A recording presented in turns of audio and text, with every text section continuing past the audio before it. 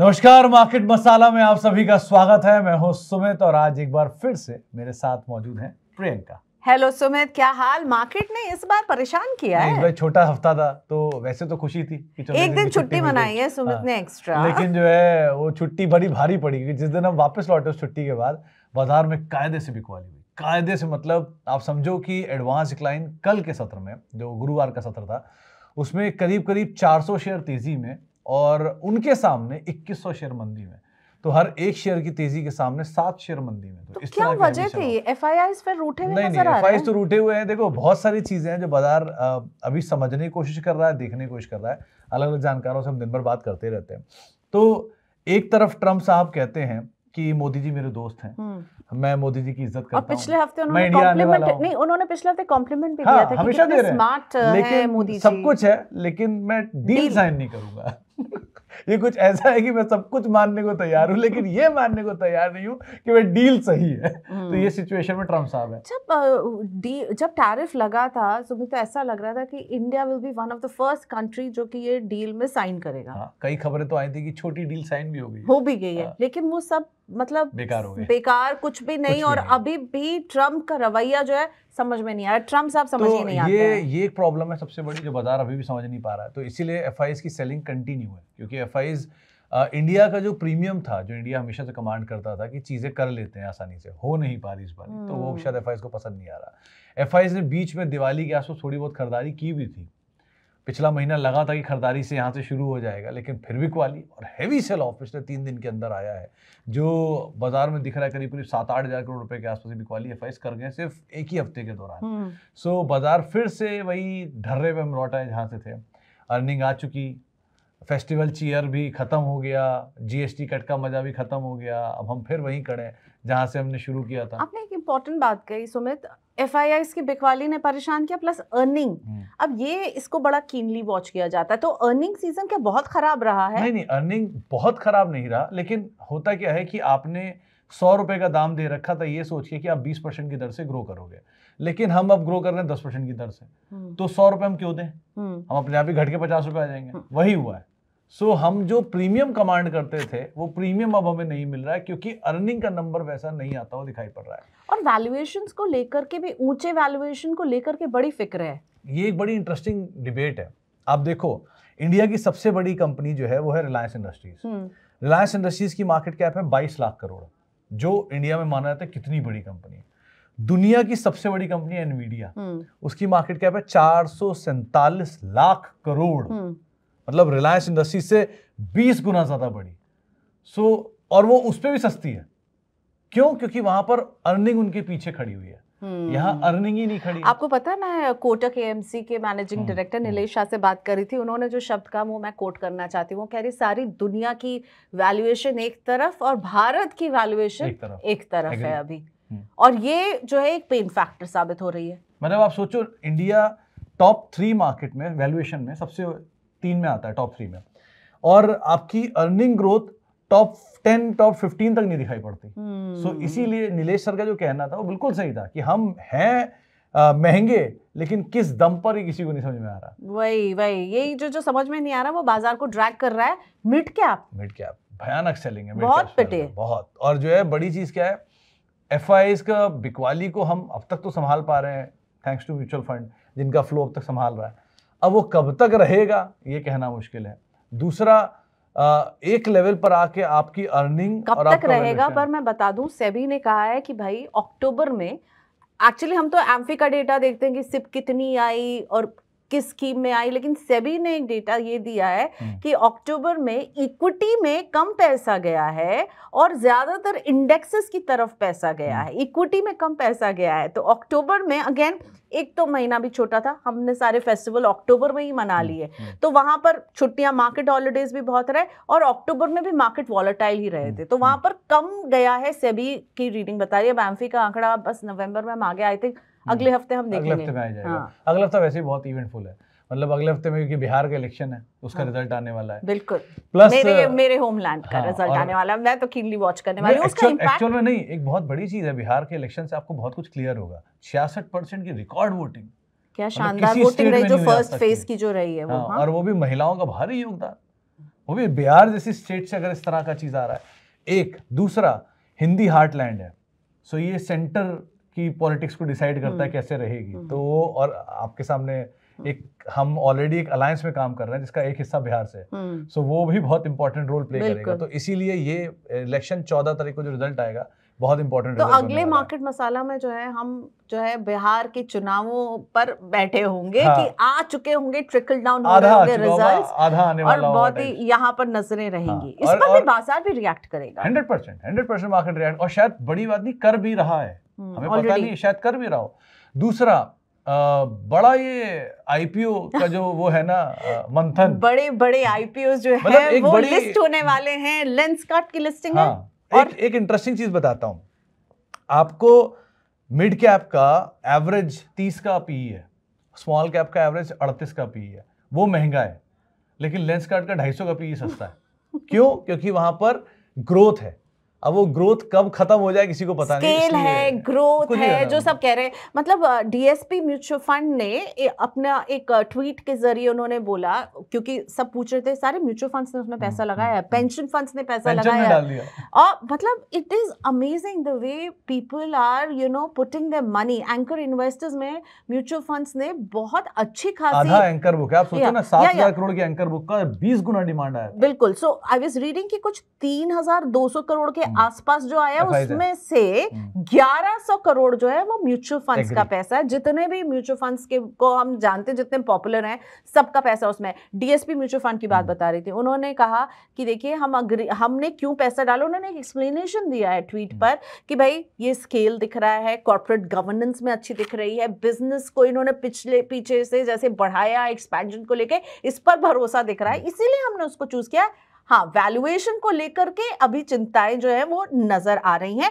और मुझे किसी ने कहा कि अगर देखिए जब ये फंड मैनेजर्स पैसा लगाते हैं, वो आके इस तरह से क्यों एक्सप्लेन कर रहे हैं, उनको एक्सप्लेनेशन देने की क्या जरूरत है, क्योंकि फंड मैनेजर का कॉल होता है। और अगर वो एक लेंसकार्ट में एक्सप्लेनेशन दे रहे हैं तो फिर जो सब में एग्जैक्टली लेकिन भाई सब फिदा है। आपको लग रहा है ये जो लेंसकार्ट को लेकर के जो पूरा मचा हुआ है कि सबको पार्टिसिपेट करना है। जब आईपीओ आया था और जब आईपीओ बंद होने वाला था, तब इसका ग्रे मार्केट प्रीमियम पहुंच गया 70 रुपए। अब लिस्टिंग होने वाली है, अगले हफ्ते लिस्टिंग है, ग्रे मार्केट प्रीमियम आ गया 10 रुपए। ओके, अब आपके पैसे जा चुके हैं।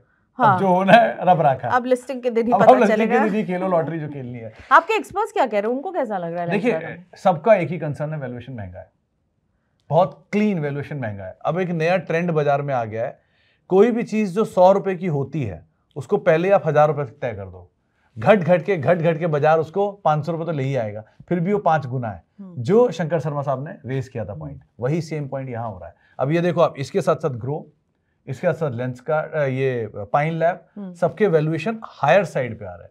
महंगे सस्ते बाद की बात है, लेकिन हायर साइड पे। फिजिक्स वाला भी तो फिजिक्स वाला भी आईपीओ ला रहा है, और उसका आईपीओ खुलने वाला है ना, नेक्स्ट वीक खुलने वाला है। अब तक की हिस्ट्री में कोई भी ऐसा एजुकेशन का आईपीओ नहीं है जिसने बहुत पैसा बना के दिया हो। Okay, let's see, so all eyes on physics वाला नाउ कि फिजिक्स वाला, पाइन लैब, सारे आईपीओ अगले हफ्ते आने वाले, तो बहुत इंपॉर्टेंट है अगला हफ्ता। मतलब आईपीओ के लिहाज से लेंसकार्ट की लिस्टिंग बहुचर्चित, प्लस इसकी लिस्टिंग, ग्रो की लिस्टिंग, प्लस फिजिक्स वाला का आईपीओ खुलेगा, प्लस उसका आईपीओ खुलेगा, पाइन लैब का आईपीओ खुलेगा। तो आईपीओ मार्केट थोड़ी अभी रहेगी, गुलजार रहने वाली है। अब ये बताइए कि जो एफआईआईएस को लेकर जो टेंशन है, जो बिल्डअप अप हो रहा है, आप तो इतना सारा डेटा क्रंच करते हैं, आपका डेटा क्या कह रहा है कि एफआईआईएस? देखो, एफआईआईएस की पोजीशन में एक बड़ी इंटरेस्टिंग चीज देखो आप, एलजी के आईपीओ में आधी एंकर बुक एफआईआईएस की थी। बाय द वे लेंसकार्ट के आईपीओ में भी एफआईआईएस बहुत है, तो एफआईआईएस आ रहे हैं, रूट बदल के आ रहे हैं।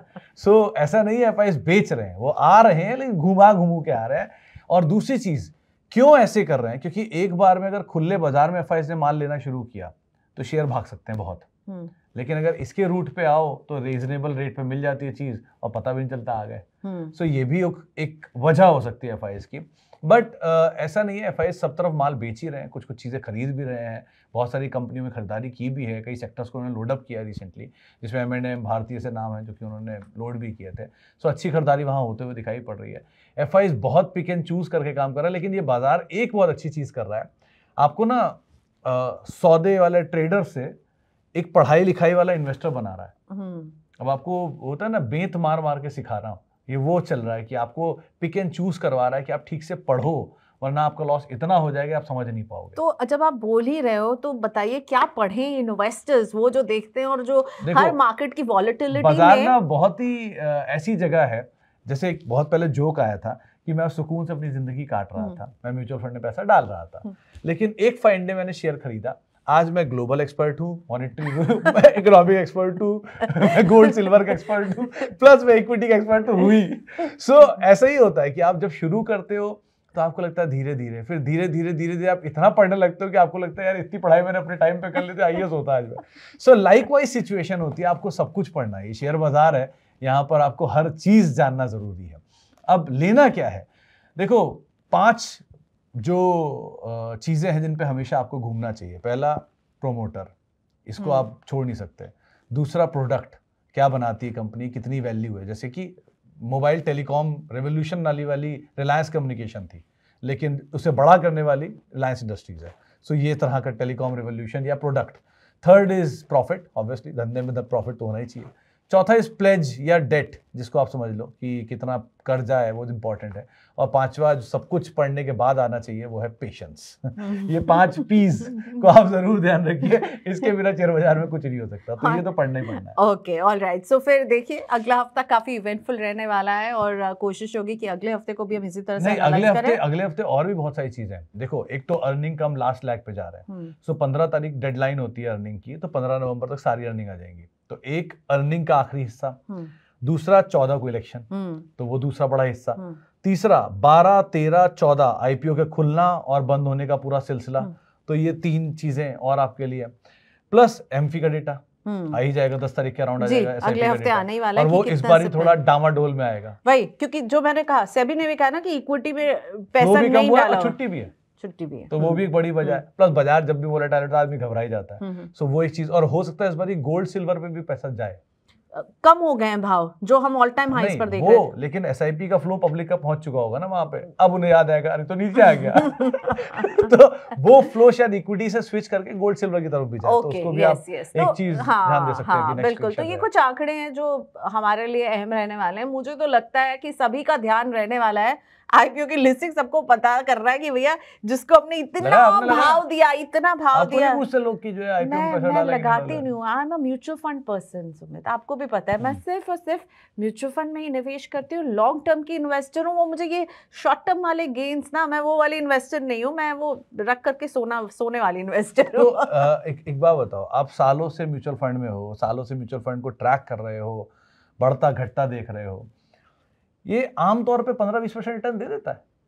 भाई मैं बड़े लॉन्ग टर्म से इन्वेस्टर हूँ, तो मुझे तो रिटर्न दे दिया होगा। बिल्कुल, क्योंकि मैंने एक काम किया है, मैं ना हर दिन अपना पोर्टफोलियो नहीं चेक करती हूँ, ये एक बड़ी गलती है। और आजकल तो इतना इजी हो गया ना, आपके फोन में वो सारे ऐप है, आप तुरंत डालो और आपको तुरंत दिखने लगता हो। जैसे आप रेट देखते हो, आप कुछ इम्पल्सिव बिहेवियर में आप कुछ ना कुछ कर बैठते, तो मैं रोज अपना पोर्टफोलियो नहीं देखती हूँ, शांति से वहां पर रहती हूँ। और बहुत ज्यादा कंफ्यूजन होता है तो सुमित मेरे साथ ऑफिस में साइड में ही बैठते हैं, इनसे पूछ लेती हूँ, सुमित सब ठीक चल। एक बात बताओ, आमतौर पे बोला जाता है कि म्यूचुअल फंड में 15-17% रिटर्न निकल आता है। बिल्कुल, अगर आप टाइम नहीं करते हो तो ठीक। मैं टाइम नहीं करता, मैं बिल्कुल एक नॉर्मल इन्वेस्टर हूं, मैंने अभी शुरू किया है, तो क्या 15-17% निकल आएगा रिटर्न? बिल्कुल निकल आएगा, कुछ नहीं करो, बस लगे रहो, अपना सिप अमाउंट डालते रहो, कंटिन्यूसली डिसिप्लिन के साथ इन्वेस्टमेंट करते रहो, मार्केट की वॉलेटिलिटी में नहीं डरना है। एंड आई जस्ट होप, एक गलती जो करते हैं म्यूचुअल फंड इन्वेस्टर, बड़ा सेक्टोरल और थीमेटिक बेट्स जो ले लेते हैं ना, क्योंकि उस समय उनको क्या आदत है, वो म्यूचुअल फंड को भी स्टॉक की तरह ये बड़ी अच्छी बात मुझे उसने बताई थी, ऋषभ ने, कि आदमी सीधा रास्ते पे जा रहा था, लेकिन उसको ना लोभ प्रलोभन बहुत आता है कि आज हम डिफेंस वाला लेंगे, आज हम पीएसयू लेंगे, आज हम आईटी का बूम देखेंगे, और आदमी उसमें चला जाता है। लेकिन अगर वो कुछ ना करे, खाली इस पे भी चलेगा तो 15%, उस पे चलेगा तो 16% विद स्ट्रेस। सो 1% के लिए स्ट्रेस लेना मेरे लिए तो it's not my cup of T. इसका दूसरा एक सवाल पूछना था कि अक्सर आपने, क्योंकि आप तो रोज ही सवाल करते हो, रोज ही शो करते हो, आते रहते होंगे, बहुत लोग ना म्यूचुअल फंड को टाइम करते हैं कि तेजी में बेच दिया सारा यूनिट, बिल्कुल नीचे ले लेता, वही मैं कह रही हूँ, उसको शेयर की तरह खरीदते और बेचते कि अब ये खराब हो रहा है, अब ये बेच देते। तो इसमें जो अंडरलाइन प्रॉब्लम यही होती है ना कि आप देखते हो ये चल रहा है, ये ट्रेंड में यहाँ पे इन्वेस्ट कर देता हूँ, वो जो ट्रेंड है, मार्केट साइकिल्स में काम करते हैं। आप एक सेक्टर पर जब ओवरवेट हो जाओगे तो वो सेक्टर जो है वो साइकिल में करेगा ही अपना, वो नीचे भी आएगा, ऊपर जाएगा तो वो नीचे भी आएगा, और वो नर्वसनेस में 10-15 साल की जर्नी में म्यूचुअल फंड की बहुत बार ऐसा हुआ हो कि आपका कोई फंड है जो शायद 1 साल के अंदर ही 40% रिटर्न दे गया, मान लो, या 50% रिटर्न दे गया। अब आप उसको बेच के निकल जाते हो या आप उसको अभी भी एसआईपी करते रहते हो? मैं करती रहती हूँ। तो आपको तो पता हो नीचे आ जाएगा फिर। बिल्कुल नहीं, जब नीचे आता है यही तो होता है ना, ये एवरेज का गेम होता है ना, एवरेजिंग होती है। जब वो नीचे आता है मैं ज्यादा यूनिट्स एक्यूमुलेट करती हूँ। हाँ, तो फिर आपका जो रिटर्न है वो भी कम हो जाता है। नहीं, उस समय कम होता है, लेकिन ओवरऑल जब मैं देखती हूँ कंपाउंडिंग जो पैसा होता है जो मेरा वहां पर फंसा। आप क्या चाहते हो, मैं म्यूचुअल फंड छोड़ के शेयर मार्केट में इन्वेस्ट करूँ और आईपीओ में करूँ? एक बहुत इंटरेस्टिंग बात मैंने इसलिए पूछी थी, आपने इन्वेस्ट किया, 1 साल के अंदर 50% गेन आया, अगर आप उसको लेकर निकल गए तो आप उम्मीद में रहोगे कि वो नीचे आएगा, मैं दोबारा डालूंगा, यही होता है। लेकिन अगर आपने वो नहीं किया और आप चलता ही रहने देते हो उसको कि चलने दो, वो हो सकता है गिर के 30% आ जाए, होता है 20% भी आ जाए, आपके एसआईपी कंटिन्यू रही।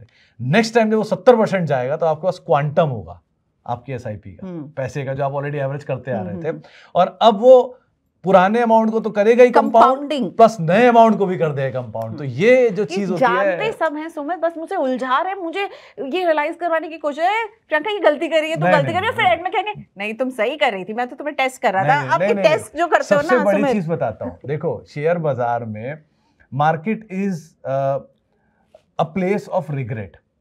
पहले दिन से ही बाजार ना रिग्रेट की मशीन है। आपने कोई शेयर ले लिया, वो भाग गया तो आपका रिग्रेट है मैंने कम लिया। मैंने कोई शेयर ले लिया, वो नीचे आ गया तो मैंने इस पे वहाँ पे क्यों ले लिया। कोई शेयर मेरे को पैसा बना के दे गया, मुझे और बनाना चाहिए था। कोई आईपीओ लग गया, नीचे आ गया, गलत लग गया। कोई आईपीओ नहीं लगा, भाग गया, मैंने लगता ही नहीं है। So it's always a regret. So instead of regret keep on doing what you are doing. और तैयारी मैं सही हूँ, आपके टेस्ट में पास हो गई मैं। देखो ऑलवेज ये रहता है ना, वो कहीं मैंने पढ़ा था कि men's to the left because women are always right. तो इसलिए आप राइट पर हो। आप देख नहीं रहे हो, men to the left, women are always right. अब क्या करें, अब ये जो है, अब सुमित जी ने खुद अपने मुंह से ये मानी है ये बात, यानी कि आप समझ सकते हैं कि सुमित अपनी वाइफ की कितनी ज्यादा सुनते हैं। नहीं हाँ, ऐसे और एक बड़ी इनकी वाइफ कितनी खुश रहती होंगी। वाइफ से नहीं, या पहले मेरी मदर से मैंने सीखा है, women are the best money manager. ये बात सच है बिल्कुल, क्योंकि हमको अगर कोई घर चलाने के लिए देते तो हमसे तो हो गया, वो स्विगी जोमेटो कर करके या ब्लिंकिट कर करके बराबर हो जाना 4 ही दिन में पूरा पोर्टफोलियो। तो देखिए बेटर मनी मैनेजर्स, और अभी सुमित ने खुद का better investor as well. So always, जैसे वो मम्मी ने हमेशा नेगोशिएटेड टू द कोर, इसी तरह आप लोग भी शेयर बाजार में नेगोशिएटेड टू द कोर। अच्छी चीज को जितना सस्ते दाम पे लो वो आपके लिए बेस्ट होता है। तो इसीलिए हमेशा वैसे ही नेगोशिएट करो, तब जाके आप लोग ज्यादा से ज्यादा बेटर डील पा पाओगे। But you have to be convince, always conviction के साथ, बढ़िया चीज के साथ ही नेगोशिएट करना। आप वोडाफोन आइडिया को नेगोशिएट करोगे तो नेगोशिएट ही होता रहेगा। So always find good stock, negotiated to the core and stick with the patience. यही बाजार का एक मोटा मोटा जिस्ट है जो सारे जानकार हमें बता के जाते हैं। और कुछ समझ नहीं आए तो मनी 9 देखते रहिए। हाँ। सुमित जी का शो आता है, सारे जानकार रहते हैं और हर तरह की चीज आपके लिए लाते हैं। बिल्कुल, हमारे बहुत सारे एक्सपर्ट्स मनी 9 के प्लेटफॉर्म में आपके क्वेरीज का जवाब देने के लिए, आपकी कंफ्यूजन को दूर करने के लिए। इन्होंने मतलब नीलेश सर आते हैं और एक वन लाइनर ना मार के ऐसा क्या सोच सकता है? अरे उन्होंने आईपीओ पे क्या स्टोरी सुनाई है, you must listen to it. You know कब आ रहा है? इस सैटरडे को 12 बजे। और आपने सुनील सुब्रमण्यन जी का भी तो इंटरव्यू किया, उन्होंने क्या बताया? सर तो अच्छा, नीलेश की स्टोरी आप लोग को सुननी है, बिल्कुल डोंट मिस दैट। जब तक इनफैक्ट जब तक मार्केट मसाला का, तब तक नीलेश जी का इंटरव्यू पोस्ट हो चुका होगा। सो प्लीज अपने रिएक्शंस और अपने कमेंट्स हमें बताइएगा। और सुनील जी का इंटरव्यू, तो सुनील जी से पता है, मैंने एक बार पूछा, बहुत क्लियर सवाल था कि एआई बबल है कि बस्ट आउट हो जाएगा, क्योंकि एआई इज बहुत ज्यादा एआई हो रहा है। तो मैंने पूछा ये बबल है बस्ट होगा? तो उनका एक बहुत ही अच्छा लॉजिक था, और मैंने पूछा कि अगर एआई बबल नहीं है तो इंडियन आईटी में पैसा क्यों ना डालूं मैं? तो उन्होंने उसका भी लॉजिक दिया कि इंडिया में कहाँ पैसा डालना चाहिए और किन कंपनियों को आप एआई की स्टोरी के साथ प्ले कर सकते हो। सो बहुत अच्छी उन्होंने बात कही आईटी को लेके या इंडियन ग्रोथ स्टोरी को लेके, और क्यों इंडियन मार्केट अभी भी उतना अट्रैक्टिव नहीं हो रहा है एफआईएस के लिए जितना होना चाहिए था। उसमें बहुत अच्छा लॉजिक उन्होंने दिया। तो हर बार की तरह सुनील सर तो वैसे ही मार्वलस है। So don't miss this interview. तो ये दोनों हमारे जो जानकार हैं इस बार के बहुत ही बढ़िया है, आप लोग सुनिएगा, आप लोगों को मजा आएगा। और बाकी अगला हफ्ता इवेंटफुल रहने वाला है, पॉलिटिकल फ्रंट पर, इकोनॉमिकल फ्रंट पर, आईपीओ फ्रंट पर और जियोपॉलिटिकल फ्रंट पर। और मनी 9 फ्रंट पर भी बहुत सारी चीज़ें आने वाली हैं, तो उन सब पर तो हम बातचीत करते रहेंगे। आप लोग से अगले हफ्ते मुलाकात होती है। कई सारे इवेंट्स को नज़र रखिएगा और बने रहिएगा, वीकेंड को एंजॉय करिएगा, स्वस्थ रहिएगा, खुशी रहिएगा और बाकी मिलते रहेंगे। Bye bye. नमस्कार।